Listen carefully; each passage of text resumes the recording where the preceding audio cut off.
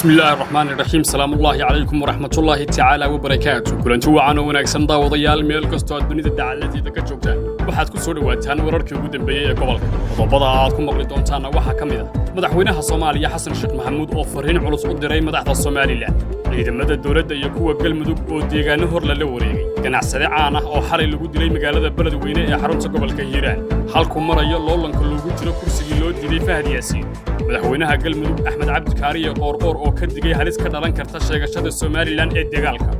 Muuse Biixi oo ku dhawaaqay go'aano cusub oo la xiriira dagaalka magaalada Laascaanood qodobadan iyo qodobadii soo raaca ayaad ku maqli doontaan wararkeena habeenimo ee u diyaar garooba iyagoo faahfaahsan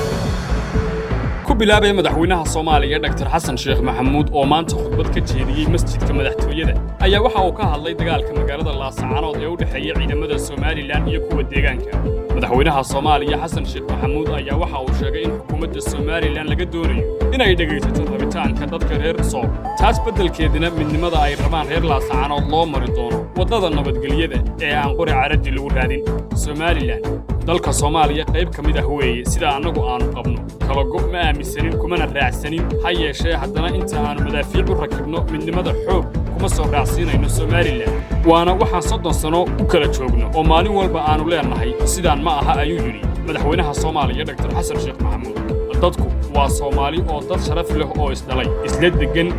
siyaasadii aan isku iimaanno aan ka wada hadalno oo aan hagaajino sidoo kale intaasi bay ku dambaynaysaa oo lagu dabaqayaa waxa Laascaanood ka jira hal la wada hadlo oo waxa lagu kala duwan yahay hal laga wada hadlo oo meel la isku raaco ayuu yiri madaxweyne Xasan Sheekh Maxamuud madaxweynaha Soomaaliya Dr. Xasan Sheekh Maxamuud ayaa ku celceliyay in dawladda federaalka Soomaaliya mowqifkeedu uu yahay midnimo oo aysan marnaba ka tanaasulayn balse ay u marayaan isqancin iyo miiska wada hadalka madaxweynaha ayaa ugu dambeyntii waxa uu sheegay in dawladda federaalka Soomaaliya ay sarraali ka ahayn in ay colaadiyaan Soomaaliland isaga oo xusay in maamulkaasi looga fadhiyo sidii uu jawi nabdoon ugu xalin lahaa tabashada taagan ee ka taagan gobolkaasi Sool dadka reer Laascaanood iyo guud ahaanba gobolka Sool ayaa kal hore si weyn u muujiyay mowqifkooda ku aadan midnimada Soomaaliyeed iyaga oo si adag uga soo horjeestay go'aan istaaga Soomaaliland taasi oo dhalisay dagaalka ilaa iyo hadda halkaasi ka socda ee u dhaxeeya ciidamada Soomaaliland iyo kuwa dadka deegaanka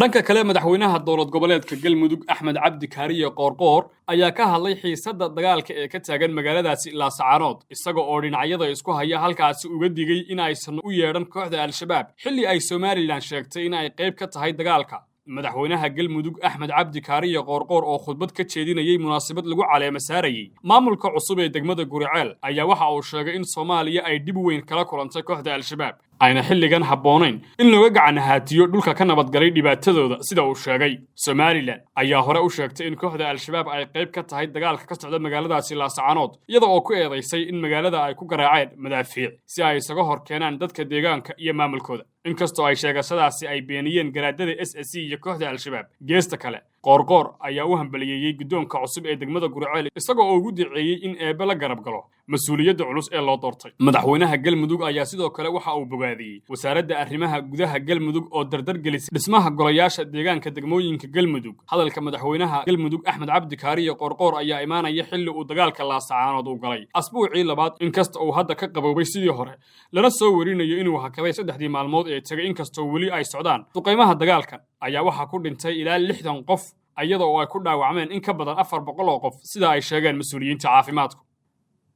waxaad weli daawadayaal la socotaan wararkeena habeenimo kuraasta dhiman ee sugaya in la buuxiyo waxa kamid ah kursiga Hob Afargees 086 kursigan waxa loo diiday inuu ku fadhiisto taliyihii hore ee hay'adda nabadsuguda iyo sirdoonka qaranka Soomaaliyeed ee Nise Fahad Yaasiin Xaaji Daahir waa kursiga kaliya ee sagay doorashadii dhawaan ka dhacday dalka guddiga doorashada ee ku meel gaarka ah ayaa la filayaa inay kursigan doorashadiisa qabtaan deegaan doorashadiisu waa magaalada Beledweyne ee gobolka Hiiraan waxa si weyn ugu loolamaya tartanka kursigan agaasima ku-xigeenkii hore ee Villa Soomaaliya Cabdinuur Maxamed Axmed oo ah nin dhalinyaro ah oo xubin muhiim ah u ahaa nidaamkii hore ee madaxweyne Maxamed Cabdullaahi Maxamed Farmaajo iyo Dr. Maxamed Xaaji oo kamid ah bahda waxbarashada dalka Soomaaliya. Kursigan waxaa talo badan ku leh wasiirka waxbarashada ee dowladda federaalka Soomaaliya Faarax Sheekh Cabdiqaadir oo isagu hore ugu fadhiyay kursigan. Xogo aanu helnay ayaa waxa ay sheegayaan in Faarax Sheekh Cabdiqaadir uusan dhib ku qabin Dr. Maxamed Xaaji iyo Cabdinuur Maxamed Axmed midkii kursiga qaata. Ha yeeshee madaxweynaha Soomaaliya Dr. Xasan Sheekh Maxamuud waxa uu rabaa in kursiga uu qaato Dr. Maxamed Xaaji sida aan xogta ku helnay.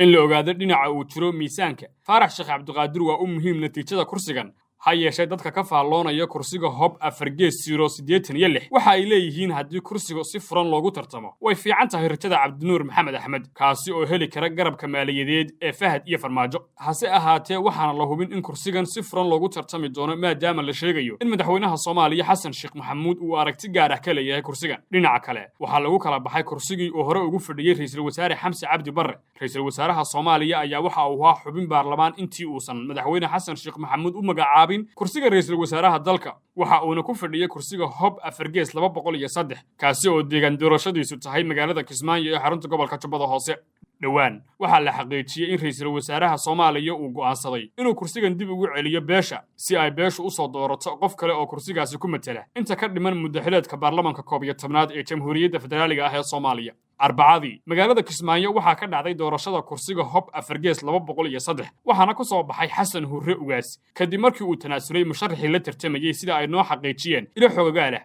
ra'iisul wasaaraha Soomaaliya Xamse Cabdi Barre iyo hogaamiyaha Jubbaland Axmed Maxamed Islaam Axmed Madoobe labaduba raalli ayay ka ahaayeen ninka la siiyay kursigan. Xamse kursigan waxaa ku fadhiyay gabadh la yiraahdo Sahro waa kursiga labaad ee la buuxiyo kuwaasi oo kamid ah kuraasti bannaanaatay ee golaha shacabka. Dhowaan ayaa sidoo kale waxa la doortay kursigii uu hore ugu fadhiyay taliyaha hay'adda sirdoonka qaranka Soomaaliyeed ee Nisa Mahad Maxamed Salaad. ra'iisul wasaare Xamse iyo taliya Mahad oo kamid ahaa xubnihii xisbiga Xasan Sheekh Maxamuud ee dhibka badan u marayay kuraasta xildhibaanada ee doorashadu dhowaan dhacday waxa ay hadda kamid yihiin xubnaha talada ku leh geedi socodka waxaana hortaale xujo ah inay door ka qaataan inuu dalku gaadho doorasho dhaanta tii u dambeysay. weli waxaa daawadayaal la socotaan wararkeena habeenimo. taliska Mareykanka ee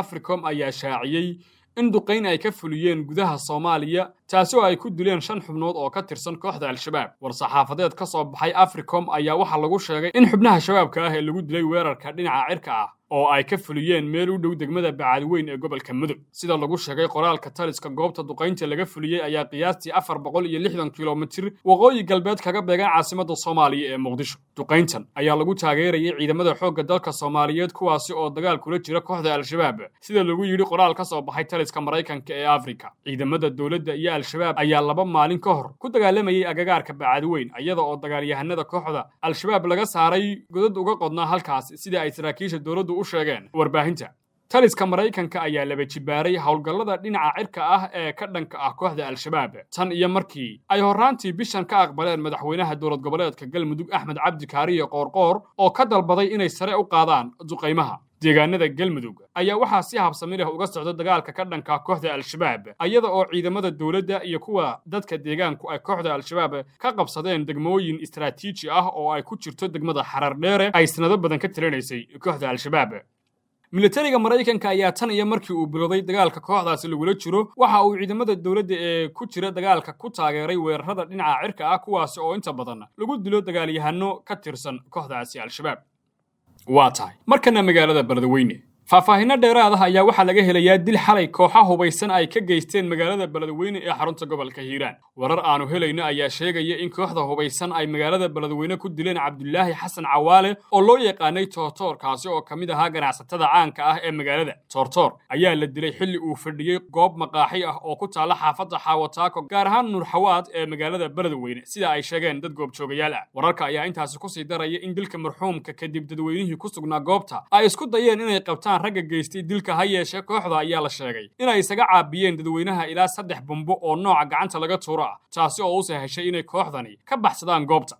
ciidamo ka tirsan kuwa ammaanka magaalada Beledweyne ee xarunta gobolka Hiiraan ayaa dilka kadib gaaray goobta kuwaas oo baaritaano ka sameeyay halkaasi. ilaa hadda ma jiro wax war ah oo ka soo baxay laamaha ammaanka oo la xiriira dilka marka laga soo tago in ciidamadu ay bilaabeen baaritaano aan weli natiijadooda la ogeyn halka ay ku dhamaadeen. saacadihii la soo dhaafay ciidamada xoogga dalka Soomaaliya oo kaashanaya kuwa daraawiishta Galmudug iyo dadka deegaanka ayaa howlgalo ay ka sameeyeen deegaano ka tirsan gobolka Mudug oo ay ku sugnaayeen kooxda Al-Shabaab iyo saraakiisha howlgallada hogaaminayay ayaa sheegay in dagaallo kooban oo ay la galeen kooxaha al-shabaab ay kala wareegeen deegaanada Gaycad, Buulasabuur iyo Xarxaarka, halkaasi oo tobanaankii sane ee lasoo dhaafay ay gacanta ku hayeen kooxda al-shabaab. Saraakiisha ciidamada daraawiishta Galmudug iyo kuwa deegaanka oo warbaahinta la hadlay ayaa sheegay inay burburiyeen saldhigyadii al-shabaab isla markaasina ay ku raad joogaan al-shabaabkii isaga baxay deegaanada ay la wareegeen. Waxa ay sheegeen in ay sii wadi doonaan howlgallada ka dhanka ah kooxdaasi ee laga fulinaya deegaanada iyo degmooyinka Galmudug